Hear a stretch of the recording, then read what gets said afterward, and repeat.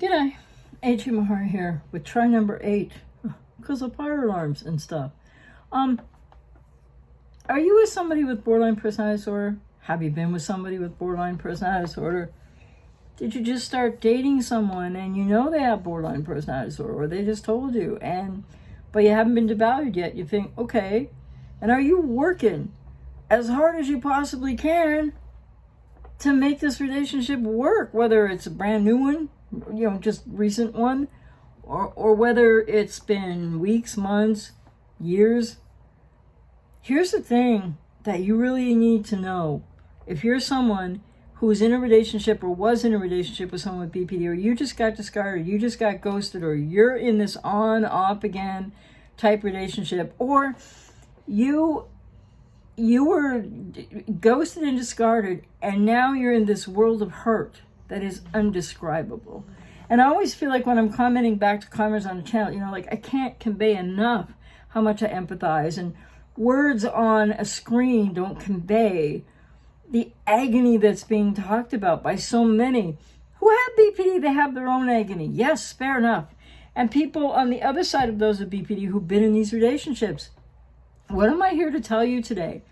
They are untenable relationships. They do not work. What are you risking if you're in a relationship with somebody with BPD? Yourself. What does that look like? What does that mean? Well, your mental health, your physical health, your sense of peace and well-being, your self-esteem, everything about who you are. And lots of people do have codependency, so they've had adverse childhood experience, not to the degree of those with BPD, but so maybe you know yourself pretty well, but there are areas where you're going to find out more on the other side of somebody with BPD in a relationship, but that more that you're going to find out, as I've had thousands of clients and I'm working with so many right now in that position right now, that more is going to be too much. And it's going to feel like it's breaking you. Some people are a little more resilient on the other side after these relationships rupture, and or the on again, off again, and all of these different scenarios that can present. But the agony on the other side of having been with or loving someone, or still caring and loving, still caring about and loving someone with BPD after the relationship has ended, or they've ended it and you don't know if they're ever going to come back. The agony of that. I don't know how many people, but thousands, if not more people, when they're put in this position, and they may know something about it or may not have before they started looking around, and because they're suffering so badly after a breakup, or even during on again, off again. Here's my point. People lose themselves. People's mental health breaks down. People who don't have BPD, your mental health can break down. You lose yourself. It is a world of hurt that I don't have enough adjectives to describe. I had a partner myself. I recovered fully from BPD in 1995, and I keep saying that to make that point. It's not about me. It's the point about the reality that people with BPD can recover, but that it takes so much to get there, and lots of people are on the way, and some people think they're there before they're there, and then some people even with BPD think I'm full of you-know-what. Well, that's okay too. But the point is, if you think that you are that person that can rescue, save, and fix that person with BPD in your life, if you think you just love them so much you can't live without them, guess what? There's more you need to know about yourself, because you are setting yourself up for a world of hurt. And a lot of people, after the fact of these relationships rupturing and no closure, no resolution, what happened here? I don't know. They want to take their own lives. And in fact, some do. And these are people who would never have felt this way, and in many cases attempted that, and sadly in too many cases completed that. And I have clients right now, as I've always had over the years, who are just hanging on by their fingernails after these types of relationships. Do they have their own issues from childhood? Yes.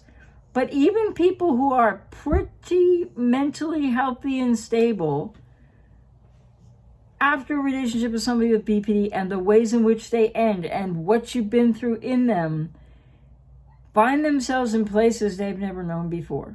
Broken down places of they don't know who they are anymore. They're hurting like, you know what, the obsessive thinking, the addiction of this type of unhealthy bondedness. And it's like, so if somebody is just dating somebody, there was a question on my channel on one of the videos earlier. If you're just dating somebody with BPD and you know that they have BPD, but you haven't been devalued yet, my question is, do you realize what you're risking if you don't stop right now? If you don't just end that right now and take care of yourself. So I'm not somebody who's vilifying people with BPD. I'm not here to vilify people with BPD. I'm here to say they have a world of hurt of their own, but that they are not going to be able to relate in the healthy ways, the mutual reciprocal, reciprocity, mutuality of what it means to love like an adult in a relatively healthy space and consistent way. And anything short of that, it's not good enough for you, okay? And you need to think about yourself that way, not in some aggrandized or narcissistic way, but you need to value yourself enough to say, wow, like, why am I letting somebody treat me this way? Or after the fact, not why did I let someone treat me that way, but what was it, what more do I need to understand about myself as to how that happened, and maybe why you went through, or how, more so than why, you just kept blowing through stop signs and red flags. What is it you need to know more about yourself so that you can take better care of yourself? And I'm sorry, there's a phone ringing I can't get to right now because it just never ends. So anyways, I was going to say that just a second. Well, now it stopped ringing. And this doesn't make for a good video, does it? When you're... Walk away from the video, but I hope I don't have to edit it. I'm sorry. Ringers. And I tried 8 times to make a video prior today, but they were doing fire alarm testing. So, life goes on. But anyways, back to my point. I hope sorry for the little, but back to my point, which is that people lose their own mental health. People who are otherwise relatively mentally healthy, maybe have some codependency, or maybe you extend too much empathy, maybe you have some own things from your, I don't want to say issues, but things from your own childhood, because none of us are perfect, right? But what we really need, what people really need to learn out there is that on the other side of people with BPD, you're sacrificing limits and boundaries, you're sacrificing yourself, you're abandoning yourself. People with BPD have you as an actor in their movie, if I can put it that way. Because in object relations and what they're doing, and they don't know they're doing this, but they will, when they're triggered to emotional dysregulation, they will see you as I've said before, but the object other representation of, if it's good parent, you're idealized. If it's bad parent, you're split to all bad. You might be given a silent treatment. You might be being raged at. And the thing is, so you are in that regard, you're going to sacrifice yourself. Or you already have. You're going to be hurting unbelievably. Your mental health and physical health can really start to deteriorate if you keep being over your limits and trying to rescue or help or even love and care about somebody with BPD that is not returning that in any way, but the opposite of that. And what they're doing is coming from their own adverse childhood experiences and arrested emotional development. But the thing is, there's no meeting in the middle there. There's no mutuality. It's not healthy. It can be compelling. Yes, there's many ways people get addicted, and but then after the relationship ruptures, you're discarded or ghosted, or maybe even you leave them. But on again, off again. You've tried to. People sort of need to realize that there are boundaries that you need to find. You don't want to be the actor in the life of somebody with borderline personality, because you're not. I'm not saying they're all acting, but maybe they're trying to do as if till they can find their way through things. But you don't want to be an actor in the movie that is their chaotic, pain-filled, emotional arrested, childlike a lot of the times when triggered lives, or ways in which they try to relate that are very not healthy, very not consistently stable adult type of relating. Like I said, so many people after these relationships who do not have major mental illness, whatever that means, or any diagnosable anything, they want to take their lives. And I've worked with so many clients where it's been really touch and go, and it's really hard for them to hang on. And the way that people, especially with what codependency really means, people then feel like everything was their fault. They could have done this. They should have said that. What if you didn't say that? What if you didn't get angry that one time when they were like, you're so far over your limits and what they were asking for or demanding from you or projecting out at you or accusing you of? It just more than any mere mortal could ever make sense out of or understand or possibly cope with. So I think people sometimes think too that, it's like their failure if they don't, they have to stay in the relationship and make it work somehow and rescue this person, and you can't do that. But people think, well, then maybe I can, because what's the alternative?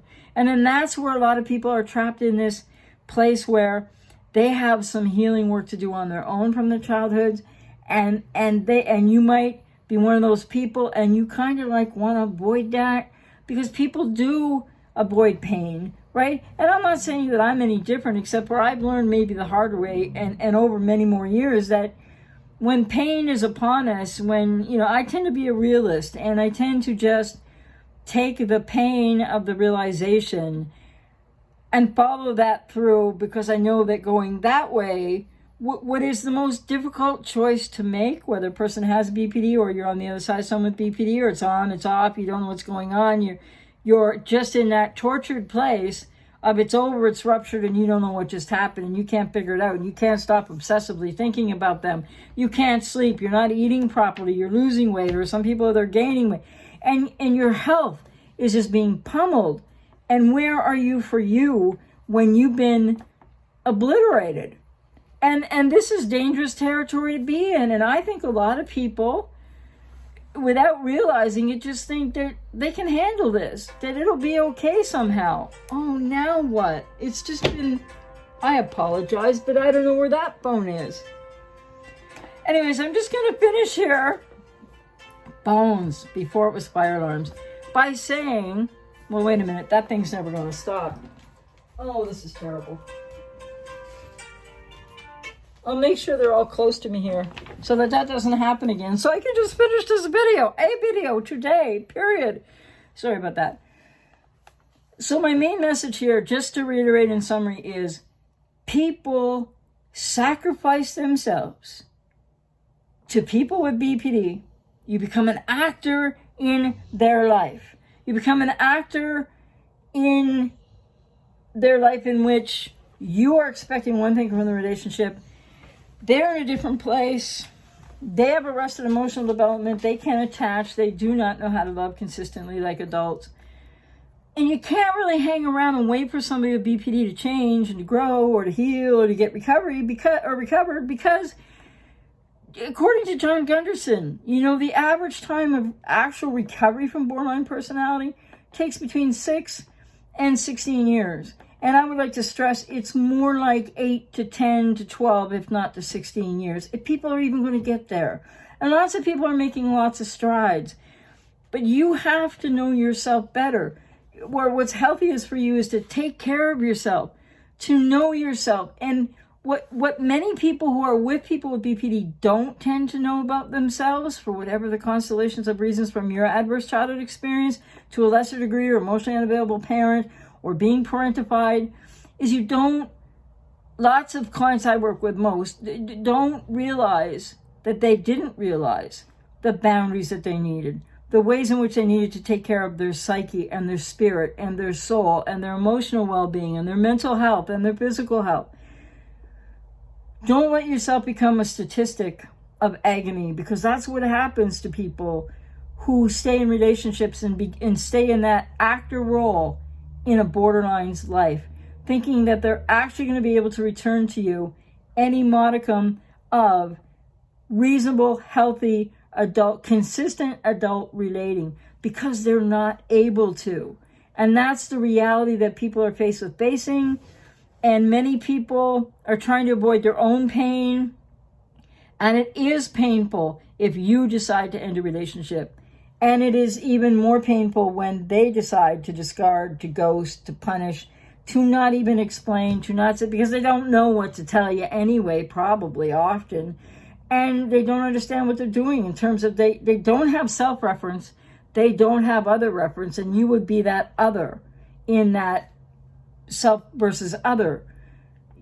People need to heed betrayals and being treated poorly and raging and acting out, or people that act in with BPD that can't talk to you all of a sudden, and this over neediness that they have that pulls you out of you and more toward being geared to trying to rescue or help them.